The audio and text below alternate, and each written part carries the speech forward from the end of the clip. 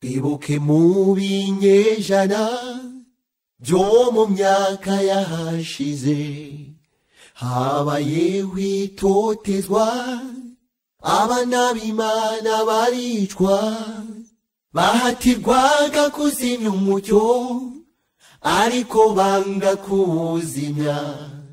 Izo ntwari zazize ukuri zishwe urw'agashinyaguro, izo ntwari zazize ukuri zavuze Imana zishize amanga mu magorwa n'akarengane, bemeye kurinda ubusugire bwabo. Izo ntwari zazize ukuri zavuze Imana zishize amanga mu magorwa n'akarengane, bemeye kurinda ubusugire bwabo. Mu muriro ugurumana bemeye kurinda ubusugire bwabo, mu masitade babaye inyamaswa bemeye kurinda ubusugire bwabo, mu magereza bakubitwa bemeye kurinda ubusugire bwabo. Mu muriro ugurumana bemeye kurinda ubusugire bwabo, ku masitade babaye inyamaswa bemeye kurinda ubusugire bwabo, mu magereza bakubitwa bemeye kurinda ubusugire bwabo. Ukuri gutsinze byiteka, ikinyoma gitsinzwe, izo ntwari tuzabonana. Ukuri gutsinze byiteka, ikinyoma gitsinzwe, izo ntwari tuzabonana. Tuzabona Yohana waciwe igihanga, izo ntwari tuzabonana. Tuzabona Petero wabambwe acuramye, izo ntwari tuzabonana.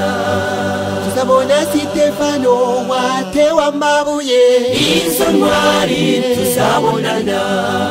Ukuri gutsinze byiteka, ikinyoma gitsinzwe, izo ntwari tuzabonana. Ukuri gutsinze byiteka, ikinyoma gitsinzwe, izo ntwari tuzabonana. Tuzabona Yohana waciwe igihanga, izo ntwari tuzabonana. Tuzabona Petero wabambwe acuramye, izo ntwari tuzabonana. Tuzabona Sitefano watewe amabuye, izo ntwari tuzabonana.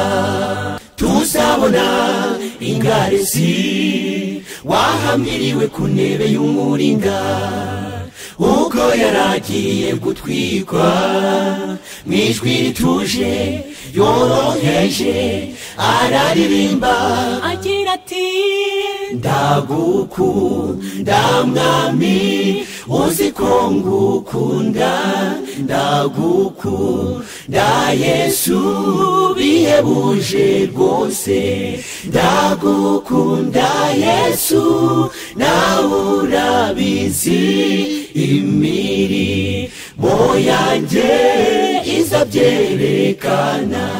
Ndishimye, ndishimye rwose bitavugwa, ibyishimo byanjye nawe abirondora. Ndareba ubutunzi buri mu ijuru, nzagabirwa nawe kubw'ubuntu bwawe.